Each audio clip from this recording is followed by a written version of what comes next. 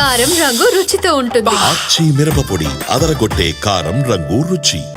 Vijayasai Reddy whistle SIT అధికారులకు puzzle. Liquor కేసులో దొరికిన దొంగలు దొరకని దొంగలు తన పేరుని స్కామ్ లోకి లాగుతున్నారు అంటూ ఫైర్ అయ్యారు మాజీ ఎంపీ. ఇంతకీ లిక్కర్ కేసులో దొరకని దొంగలు ఎవరు? విజయసాయిరెడ్డి ఎవరిని ఉద్దేశించి ఈ వ్యాఖ్యలు చేశారు అన్న కోణంలో దర్యాప్తు స్టార్ట్ చేశారు సిట్ అధికారులు. లిక్కర్ స్కామ్ వెనక ఉన్నది ఎవరు అన్న కోణంలోనే కేసిరెడ్డి రాజశేఖర రెడ్డిని కూడా విచారించారు. అయితే మరొక వైపు విజయసాయి పూర్తిగా చంద్రబాబు చేతుల్లోకి వెళ్లిపోయారు అంటూ ఆరోపించారు మాజీ మంత్రి అంబటి రాంబాబు. మనిషి ఒక మనిషి, ఆయన గురించి ప్రస్తుతానికి I don't want to talk too much about it.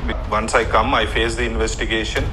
నేను మీడియా మొత్తం అందరినీ పిలుచుకొని ఈ మనిషి గురించి మొత్తం ఆయన చరిత్ర అంతా తీసి అందరి ముందు పెడతాను. Absolutely have no. Kesireddy Rajasekhara Reddy చేసిన ఈ వ్యాఖ్యలపై మాజీ MP Vijayasai Reddy social media వేదికగా ఫైర్ అయ్యారు. ఏపీ లిక్కర్ కేసులో దొరికిన దొంగలు దొరకని దొంగలు తన పేరును స్కామ్ లేక లాగుతున్నారంటూ మండిపడ్డారు. మద్యం కుంభకోణంలో తన పాత్ర విజిల్ బ్లోయర్ లాంటిదన్న విజయసాయి రెడ్డి తను రూపాయి కూడా ముట్టుకోలేదన్నారు. లిక్కర్ దొంగల పాత్ర సగమే బయటకు వచ్చిందన్న విజయసాయి లిక్కర్ దొంగల పనిబట్టేందుకు సిట్ కు పూర్తిగా సహకరిస్తామన్నారు. ఇప్పటికే లిక్కర్ స్కామ్ సూత్రధారి పాత్రధారి అంతా కేసిరెడ్డి రాజశేఖర రెడ్డి అని చెప్పిన విజయసాయి డిస్టిలరీలు కిక్ బ్యాక్ల గురించి చెప్పే ఏకైక వ్యక్తి రాజశేఖర రెడ్డి అని చెప్పారు. ఆల్రెడీ కేసిరెడ్డిని అదుపులోకి తీసుకున్న సిట్ అధికారులు విజయసాయి ఇచ్చిన స్టేట్మెంట్ ఆధారంగానే విచారణ జరుపుతున్నట్టు తెలుస్తోంది.